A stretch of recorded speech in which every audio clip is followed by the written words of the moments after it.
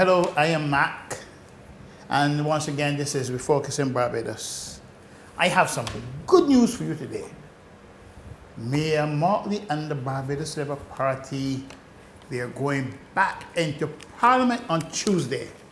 Hooray! Good. This has been, 7 weeks since the party walked out, and they finally decided that they'll go back in. Whatever the circumstances are surrounding the walkout, whatever the underlying reasons, that is not important. The thing is, they are going back into Parliament to do the people's business. That's what they were elected to do. Good. But I would say the bad news is Mayor wants to debate a no confidence motion, one that she knows she will lose. Am I getting something wrong here? What is it that I am not getting? Or what is it that Ms. Motley is not getting? Now, you have a situation where Ms. Motley walked out of Parliament based on the principle which I supported. I will say that. But then, the Speaker of the House, he paid his debt to the gentleman. The people have moved on. But Ms. Motley decided that she will not move on. And she kept flogging, as the Belgians would say, kept flogging a dead horse. The issue is dead. So, that is what I was suggesting on this program, that Ms. Motley go back into Parliament. That's important, that she be there to debate the people's business and to give full vent to her views and the views of her party on issues of national importance. But I don't understand the reasons behind the no confidence motion, especially in light of the fact that she knows it's going to lose. What will the Barbados Labour Party gain from it? And furthermore, what will the people of this country gain from a no confidence motion? The government has made its intentions known. It is very clear. They are doubling down. They are going to support their own. They're not going to throw their own under the bus. So this no confidence motion, before it was even conceived, it was dead in the water. So why go on with it? I don't understand that strategy. But there's a bigger problem here for the Barbados Labour Party. Right? And it has to do with the strategy and the psychology involved in all this. What is the psychological condition of the members of the Barbados Labour Party? And that is very, very important. If you are going to war, you have to prepare your soldiers psychologically and physically for battle. If your soldiers are not prepared, they're going to lose. They can't fight properly. And this is the problem I am seeing with the Barbados Labour Party and Mayor Motley's strategy. It is not good strategy. And the important thing here, Ms. Motley, that you have to understand is that when you go into war, you don't go into war to lose. First, you lost that war against the Speaker because this is how you lost it. When you realize that the Speaker had to pay those monies, you should have dropped it by continuing. You lose your people. The people moved on, but you did not move on. So you lost that one. You come here now, you're going to Parliament with a no confidence motion, and you can't win it, Mayor. So your people will see that every time you choose a battle, you're losing those battles. You've got to look at what this is doing to your party and your soldiers. Soon you will not have any soldiers or good soldiers to fight. And what I am seeing here is a general that has taken her soldiers on a death march. You can't do that, Mayor. Stop. Whoever's advising you like this, I would tell you no, Mayor. It's either you don't listen to the advice, or you don't know when you're getting good advice. And if you're listening to that advice, I would say to you, fire your advisors because they're advising you wrongly. You need to hear what people are saying out there about this strategy. It is not good strategy. It doesn't look good for you. And you see the issue of the Carrington thing? Don't flog it no more. Done with it. It's a dead issue. It's a non-issue. And all you are doing is drowning yourself in a spoonful of water. Don't do it. You see, this is not a proper strategy for a political party that's the oldest political party in the Eastern Caribbean.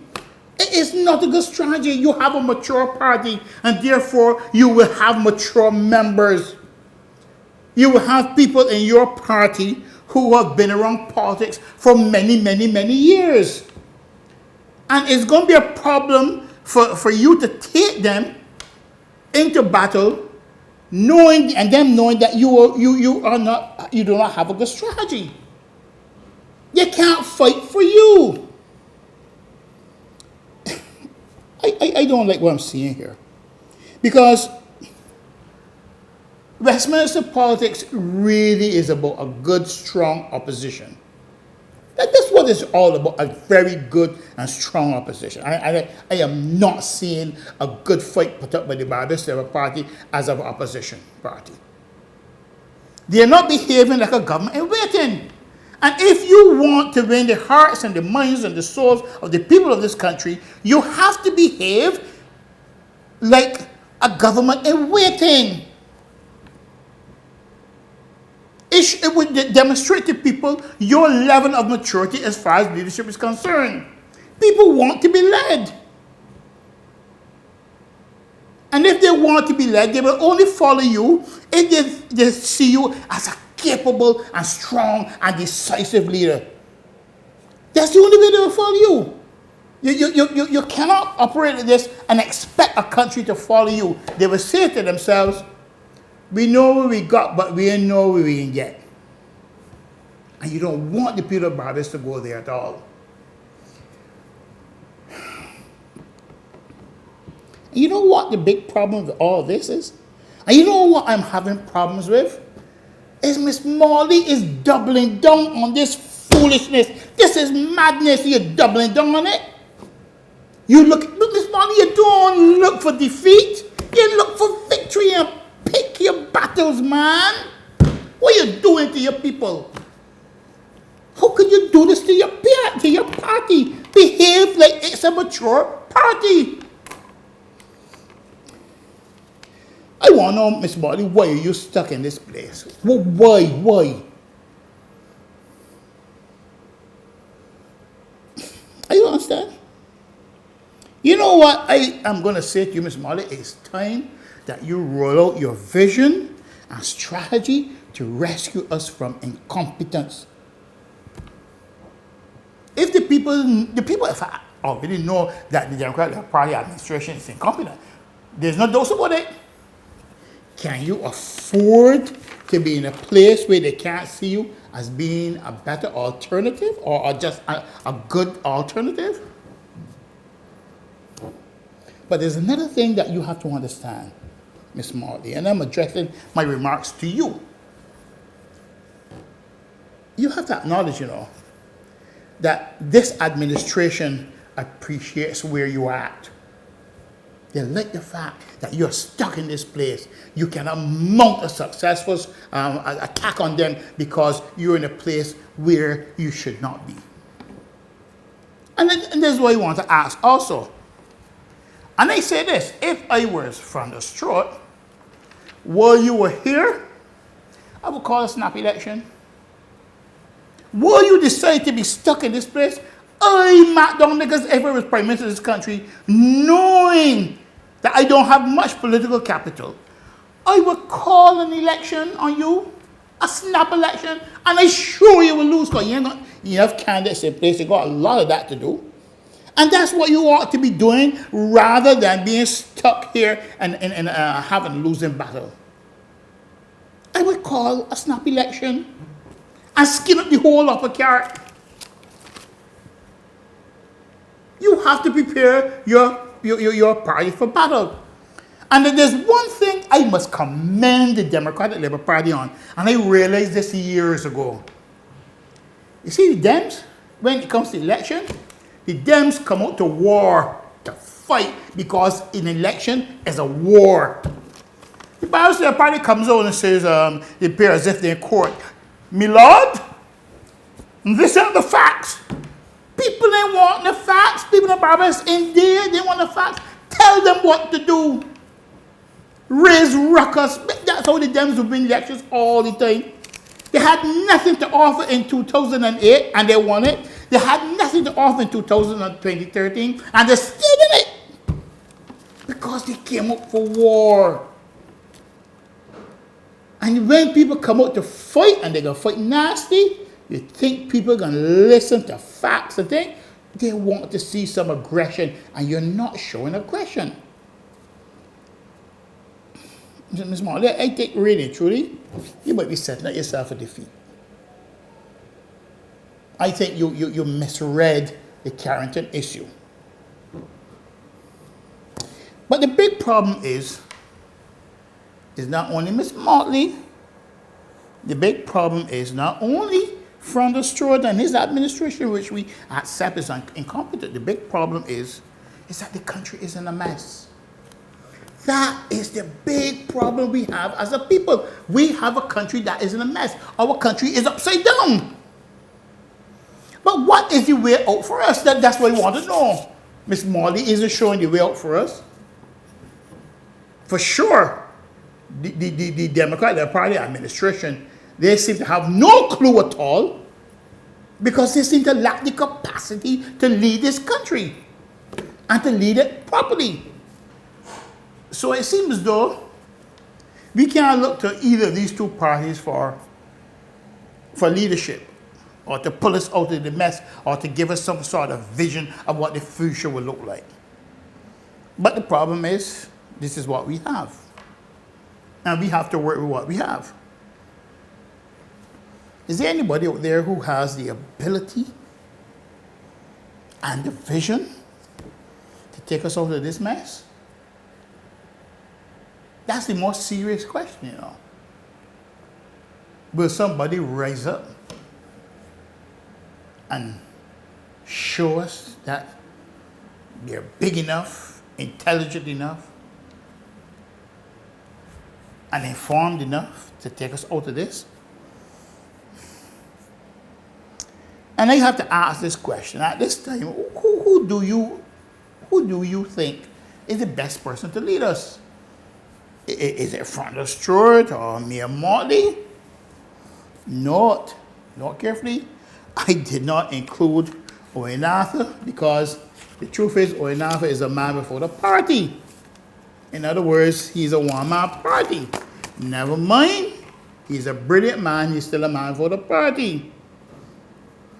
And question again, because the problems we have are, I always say, the biggest problem we have in this country is educational. That's our biggest problem. I don't think our people are being educated properly. What do you think also? But you have to face reality. That for most Bajans, 90% of us think that our problem is economic. So let me accept that. Let me accept for now. Who do you think would do the best job as Minister of Finance and Economic Affairs? And you have to take into consideration, I know Mr. Arthur, you can't touch you when it comes to finance and economics. Mr. Arthur is a boss. But they say he's a man for the party. The only way you can get Owen Arthur is that the people of this country decide to send both parties on a 5-year vacation and demand an interim administration. Then he can be asked to lead us. But in the absence of that, I don't see how. But I've seen in my lifetime stranger things. Finally, I had a very interesting comment week before last week. A young lady commented about the Prime Minister being an upright, good, honest man. I don't doubt that. I don't doubt that. I don't know enough about him and his character for me to say that, say anything else. So, ma'am, I will accept that. But, ma'am, it seems as though you want the Pope or the Archbishop of Canterbury, or even the district superintendent of the Wesleyan Church, rather than a manager. If this is what you want, okay, it's all right. I got no problem with that. That's your choice. The people of Barbados, they got to know what they want. But it suggests, if this is the kind of person you want to manage the affairs of this country, lead by example. First, start a business. And then ask the Prime Minister to manage it for you. But before you do that, make sure you don't have any trader to support. That's all they can say on that matter. Another thing. A few days ago, Kerry Simmons, called for the government to put in place standards of service for the telecommunications market. Since then, I have done my homework, and what I understand is that at the moment, government, the negotiations are ongoing, and I got to commend the government for doing that. And it speaks to Mr. Simmons' point that consumers will be able to keep their numbers when changing service providers. My understanding is that this is in discussion. Because that is a very, very important point that Mr. Simmons brought up. And I must say, I know a lot of people with 2 cell phone numbers because they want to change the provider, but they know if they do that and conducting business, that they will have a problem because they will lose contact with their customers. I know that very well. So the thing about it is this. If you can retain your number, as Mr. Simmons is suggesting, then you only need 1 cell phone. If you can't, you may need 2. Because you get problems with cable wireless, not every now and then, but very often. I share this view, especially from the point of view of business. You don't want to lose your contact with your customers. So you will have to have 2 cell phones as it stands. Now, you also talk about ADSL and this kind of thing, and cable and wireless, or only the fiber optic infrastructure. If you want to use cable and wireless fiber optic infrastructure, you got to pay to do that. I understand the fees are very, very, very high. Or you can run your own cable, and that you're talking about $1 million up. From my research, shows that you got to have outlay about $1 million or more on this. Now, the government fees now to get licensed to operate, that is extremely high. I think it starts at something like $200,000, something like that. Now, I would suggest that, if anything, we look at the fees, number one, to have license, number one. Seeing that government is also dealing with the fact that, you having standards of service in the telecommunications market. And they're dealing with the fact that you should be able to keep your numbers. That's fine. What it means, though, for us going forward is that the regulations got to have some flexibility. And that's important. And government has to also understand that people having to pay fees to get a license, you cannot put it out of the reach of people, because some people may want to come in at a very low level first and then build their company.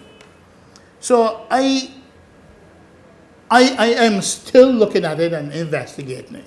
But so far as it seems, Mr. Simmons, it seems as though government is moving in the right direction. And now, I can call a spade a spade. I can be very, very honest. I can be very, very, very fair. it seems as though government is moving in this direction. Let us wait and see what government is doing and what it has to do in order to roll out this, to stop this unfair competition and so on in the market. Let me hear your views. We got a lot of problems in our country. We got a lot of things to deal with. We want to see this country going well managed. Because the truth is, we love Barbados. That's a fact. We love this country and we want to see it reach the pinnacle it was at a few years ago, pre-2008. That's what we want to see. Our economy firing, as we say, on all cylinders. We want to see this country. But we cannot accept incompetence, neither can we accept an opposition who doesn't seem to know where it's going. We want to hear from you. Thank you very much for tuning in to us. This is Mark, and this has been Refocusing Barbados. Thank you.